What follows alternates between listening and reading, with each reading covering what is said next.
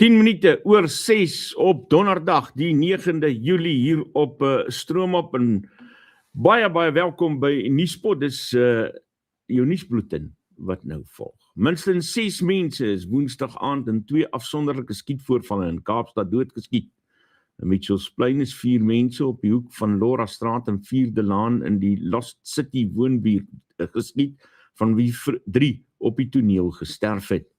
Later die aand is 7 mense in die informele nedersetting Marcus Garvey en Philippie Oos doodgeskiet, waar nog 3 mense gesterf het en 4 gewond is.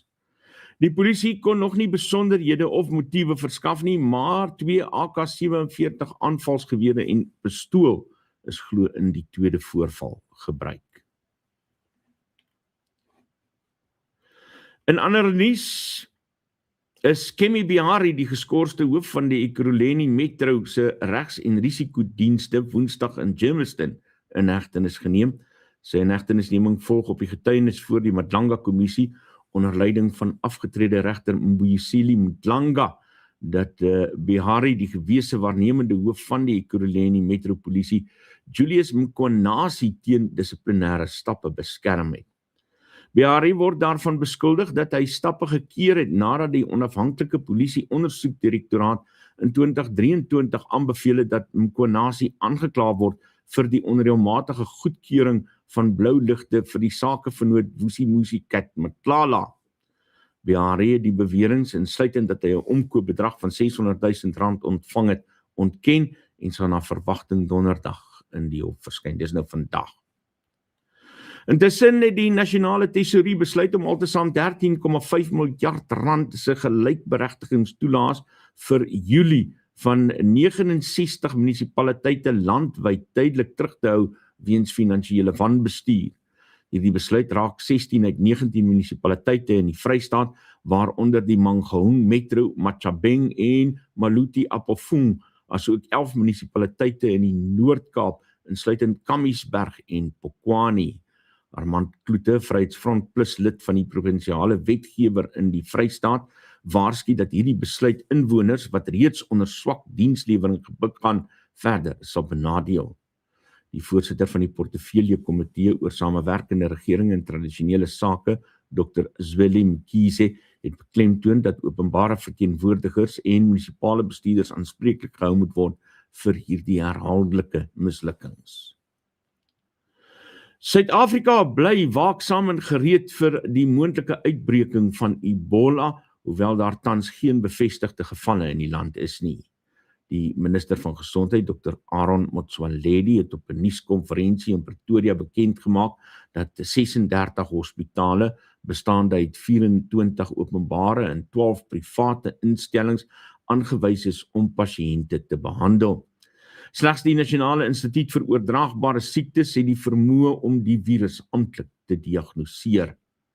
Terwyl die dodetal in die Demokratiese Republiek die Kongo reeds 500 oorskry het, het Motsoaledi gesê dit is nie nodig om die land se grense te sluit nie, maar streng gesondheidsmaatreëls en temperatuurtoetse by die OR Tambo internasionale lughawe is ingestel.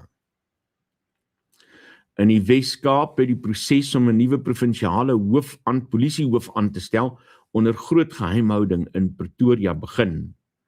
5 senior polisiebeamptes het die kortlys gehaal, naamlik generaal-majoor Phumzile Chechana, generaal-majoor Sisakile Ganti, generaal-majoor Jabu Kumalu, generaal-majoor Francis Slambert en generaal-majoor Arthur Adams. Die Wes-Kaapse premier Ellen Wendy en Anrou Maree, die provinsiale lid van die uitvoerende raad vir gemeenskapsveiligheid en polisie-toesig, het aangedui dat hulle 'n etiese leier met integriteit en sterk operasionele vaardighede soek. Die nasionale polisiewoordvoerder, brigadier Athlende Mati, het geweier om die name te bevestig, aangesien die werwingsproses as vertroulik beskou word. 'n hartverskeurende tragedie het intussen in Mamasbury afgespeel, waar die 7-jarige Zailu Arendse van De Hoop Saterdag breindood verklaar is, nadat hy onder sand begrawe is. Zailu het Vrydag saam met 'n maatjie op 'n sandhoop by 'n onomheinde bouperseel van die De Hoop behuisingsprojek gespeel, toe 'n groot vragmotor sand op die hoop gestort het sonder die bestuurder se wete. Die Swartland munisipaliteit het die projek gekontrakteer aan Exio Kukela Civil Engineering Construction, wat bevestig het dat 'n volledige ondersoek na die omstandighede aan die gang is. In Gauteng het die nuut verkose burgemeester van die Mfuleni plaaslike munisipaliteit, Hassan Mako, erken dat die munisipaliteit se skuldlas dienslewering ernstig gekneelter het. Mfuleni skuld tans nagenoeg 1,7 miljard rand aan Randwater en meer as 8 miljard rand aan Eskom. Tydens 'n inspeksie van infrastruktuurprojekte insluitend 'n 85 miljoen rand waterpyplyn in Sharpeville en die Thomas Nkobe padopgradering van 26,7 miljoen rand, het Mako gesê hulle is in gesprek met die nasionale tesourie om vertroue in die munisipaliteit se finansies te herstel. Die sekretaris-generaal van die African National Congress, Fikile Mbalula, het geweier om uitlatings terug te trek waarin hy die EFF daarvan beskuldig het dat hulle buitelanders dwing om die land te verlaat. Die Economic Freedom Fighters het 'n regsbrief aan Mbalula gestuur waarin hulle 'n videoverskoning binne 48 uur geëis het vir beweringe wat hulle as lasterlik bestempel. Mbalula het die eise in 'n prokureursbrief van die hand gewys en gesê sy kommentaar is deel van 'n robuuste openbare debat oor immigrasie en openbare orde. In Mpumalanga het 'n gesamentlike wetstoepassingsspan Dinsdag 'n ma en haar jong kind gered nadat hulle in Kabokweni gekaap en ontvoer is. Twee swaar gewapende verdagtes het die vrou aangerand en gedwing om geld deur middel van haar selfoonbanktoepassing oor te plaas voordat hulle met haar en die kind weggejaag het. Intussen het die Suid-Afrikaanse Nasionale Weermag Unie die Departement van Verdediging dringend voor die Hooggeregshof gesleep oor die voortgesette kwarantyne van soldate op die De Brug weermagbasis buite Bloemfontein. Buitelandse nuus, die Verenigde State van Amerika het 'n nuwe vlag aanvalle op teikens in die suide van Iran geloods nadat president Donald Trump verklaar het dat die skietstilstand ooreenkoms van 17 Junie verby is. Ontploffings is deur Iranese staatsmedia aangemeld in hawestede soos Sirik, asook die eiland Abu Musa en Bushehr, waar 'n brand by 'n militêre barak van die Islamitiese Revolusionêre Wagkorps uitgebreek het. President Trump het op Truth Social gesê die aanvalle is vergelding vir Iran se aanvalle op kommersiële skepe in die straat van Hormuz. In reaksie hierop het Iran se minister van buitelandse sake, Abbas Araghchi, gesê hulle sal nie vulgariteit met vulgariteit beantwoord nie, maar met dapper optrede. Op dieselfde beraad het president Donald Trump aangebied om aan Oekraïne 'n lisensie te gee om Patriot missielstelsels self te vervaardig om Russiese ballistiese missielaanvalle af te weer. In Duitsland is 'n 41-jarige palliatiewe geneesheer slegs geïdentifiseer as Johannes M. tot lewenslange tronkstraf gefonnis vir die moord op 15 van sy pasiënte.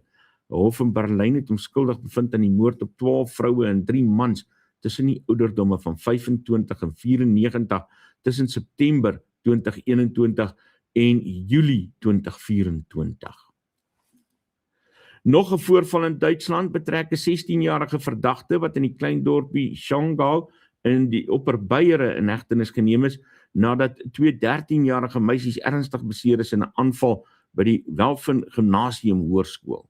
Die polisie het bevestig die verdagte was in besit van 'n mes en 'n vuurwapen en het waarskynlik alleen opgetree. Nog steeds in Duitsland, in Berlyn is 'n 32-jarige Chinese man tot 5 jaar tronkstraf gefonnis vir sy aandeel in 'n aanlyn netwerk van seksuele oortreders.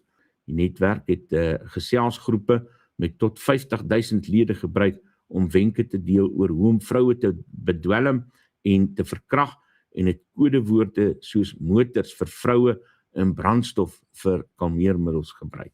In New York het 'n federale regter Louis A. Kaplan beslis dat die skrywer E. Jean Carroll beslag kan lê op 5,8 miljoen rand wat in 'n trustrekening gehou word nadat 'n jury bevind het dat president Donald Trump haar seksueel misbruik. Trump se regspan het die hof onmiddellik versoek om die uitbetaling te vries hangende appelproses. En dan sluit ons af met sportnuus. 2 personeellede van die Amerikaanse sokkerspan is deur FIFA geskort vir maandag se ronde van 16 wedstryde teen België op die Wêreldbeker toernooi. Die skorsing is opgelê aan die spanbestuurder Sam Zapatka en die Amerikaanse sokkerfederasie se adjunkpresident van sekuriteit, Frank Pennell. FIFA en die federasie het geen amptelike redes vir die skorsing verskaf nie, maar bevestig dit hou nie verband met die suksesvolle appel teen die rooi kaart skorsing van die aanvaller Folarin Balogun nie. Die Amerikaanse span is intussen uit die toernooi uitgeskakel nadat hulle met 4-1 teen België verloor het. En dis vandag se nuus hier op Stroom op.